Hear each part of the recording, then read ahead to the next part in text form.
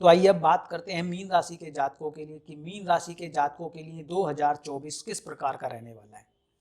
Mean राशि के जातकों में 2024 में एक भावना आएगी कि क्यों ना मैं हर कार्य को अपने हाथ में लेके करूं।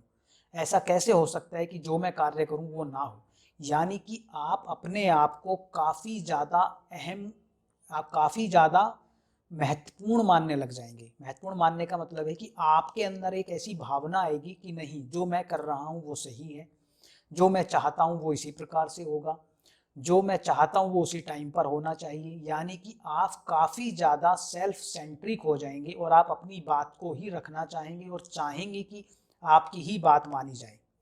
और जब चीज़ें उसके अनुकूल नहीं होंगी तो उसकी वजह से आपको काफ़ी ज़्यादा एंग्जाइटी का सामना करना पड़ सकता है, काफ़ी डिप्रेशन जैसी स्थिति बन सकती है। तो आपको इस चीज़ पे ध्यान देना है कि हमें हर चीज़ का अपने आप में होल्ड तो करना चाहिए, हमें मेहनत भी करनी चाहिए, लेकिन अगर कई कई बार कुछ चीज़ें डिले हो रही हैं तो यकीन मानिए वो आपके भलाई के लिए ही होती हैं। तो उस समय पर आप इम्पेशेंट ना हो, धैर्य बनाए रखें, वो चीज़ें भी आपके फेवर में आएंगी। नंबर 1। नंबर 2, इस साल में आपको अपने हेल्थ पर, उसके साथ साथ अपने धन पर विशेष रूप से ध्यान रखने की आवश्यकता है।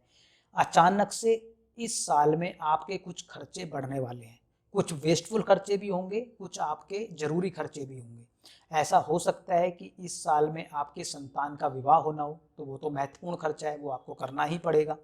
ऐसा हो सकता है कि आप बिना फालतू की कुछ ट्रैवलिंग करें जिसकी ज़रूरत ना हो, जिससे कुछ आपको लाभ भी ना होना हो, तो वो आपका एक वेस्टफुल एक्सपेंसेस हो सकता है। या परिवार में अगर किसी सदस्य की हेल्थ खराब होती है, उसकी वजह से भी खर्चे हो सकते हैं। यानी कि ये पूरा साल आपका खर्चों भरा रहने वाला है। इनकम आपकी मैनेज होती रहेगी, लेकिन आपकी सेविंग्स उस केस में ड्रेन होनी स्टार्ट हो जाएंगी। लेकिन अगर आप प्रोफेशनली, आप नौकरी वर्ग से जुड़े हुए व्यक्ति हैं, तो आपका इस फाइनेंशियल ईयर एंड तक आपकी तरक्की भी होनी है, पदोन्नति भी होनी है। व्यवसाय से जुड़े हुए व्यक्ति हैं तो आपका बिजनेस भी अच्छा होने वाला है, लेकिन आप अभी अपने बिजनेस को एक्सपेंड ना करें। अगर आप बिजनेस को एक्सपेंड करेंगे, क्योंकि अभी आपका समय काफ़ी अच्छा निकला है, पिछला जो समय चल रहा था पिछले कुछ वर्षों से वो बहुत अच्छा चल रहा था, आपको हर जगह से आपके अनुकूल रिजल्ट आ रहे थे, आप काफ़ी पैसा भी कमा रहे थे, काफ़ी तरक्की भी आपकी हो रही थी।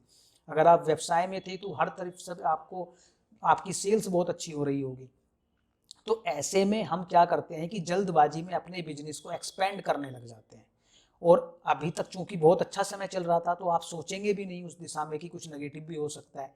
तो अभी आपको आगाह किया जाता है कि आप इस साल में कोई भी एक्सपेंशन ना करें, 2024 में किसी प्रकार का भी एक्सपेंशन ना करें। अगर आप ऐसा करेंगे तो ऐसा हो सकता है कि आपको फाइनेंशियल लॉस हो जाए, या अगर आप इस समय पर नौकरी छोड़कर अगर आप व्यवसाय करने का सोच रहे हैं तो वो भी आपको मना किया जाता है कि आपको अभी अनुकूल समय नहीं है। तो जिस प्रकार से जैसा आपका कार्य चल रहा है, आप उसी को सुचारू रूप से आगे चलाने की कोशिश करें। किसी प्रकार का कोई नया इन्वेंशन, कोई नया कुछ करने की कोशिश करने जाएंगे तो आपको फाइनेंशियल लॉस हो सकता है। इसके साथ साथ अगर आप विवाह योग्य महिला हैं या पुरुष हैं तो 2024 में आपका विवाह संपन्न हो जाएगा। इसके साथ साथ अगर कोई कोर्ट कचहरी का मामला चल रहा था तो वो आपको जीत मिलेगी।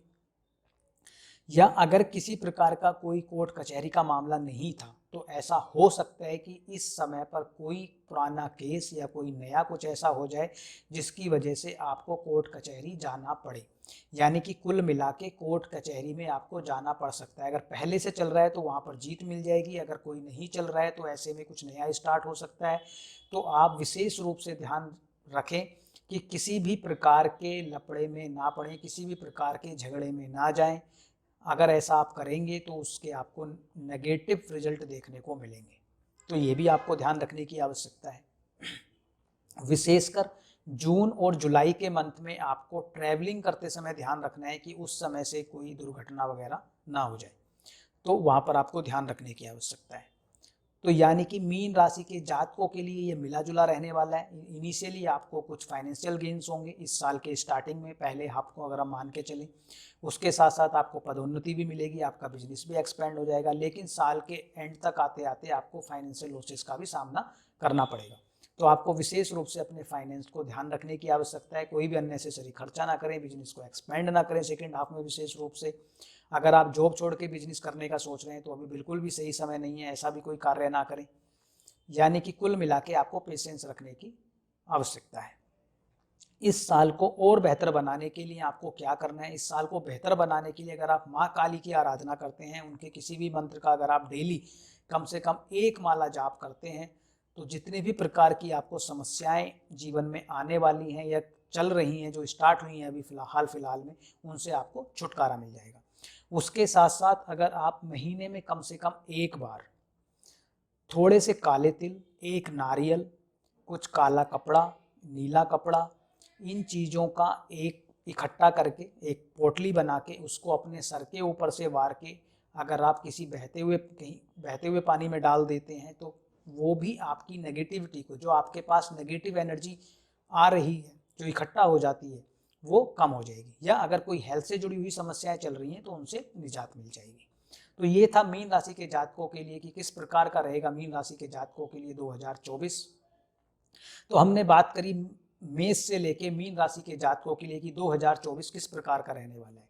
ये सिर्फ आपकी चंद्र राशि पर आधारित वार्षिक फल था। अगर आप चाहते हैं कि आपका किस प्रकार से ये रहे पूरा वर्ष, कि आपके लिए कौन से महीने अच्छे रहने वाले हैं, कौन से दिन अच्छे रहने वाले हैं, किस समय आपका प्रमोशन होगा, किस समय शादी होगी, किस समय बच्चे होंगे, यानी कि एक एक पॉइंट को अगर आप डिटेल में जानना चाहते हैं और आपकी पत्री के हिसाब से एनालाइज करवाना चाहते हैं, तो आपकी स्क्रीन पर जो नंबर आपको दिख रहे होंगे उन पे आप हमें व्हाट्सएप कर सकते हैं, अपॉइंटमेंट फिक्स कर सकते हैं और आपके साथ डिटेल्ड आपकी कुंडली का एनालिसिस किया जाएगा और आपको हर प्रकार से वो चीज़ें बताई जाएंगी जो आपके जीवन में आपको आगे बढ़ने में सहायता करेंगी। इसी के साथ बताई जाएंगी जो आपके जीवन में आपको आगे बढ़ने में सहायता करेंगी। इसी के साथ मुझे इजाज़त दीजिए। धन्यवाद। जय श्री राम।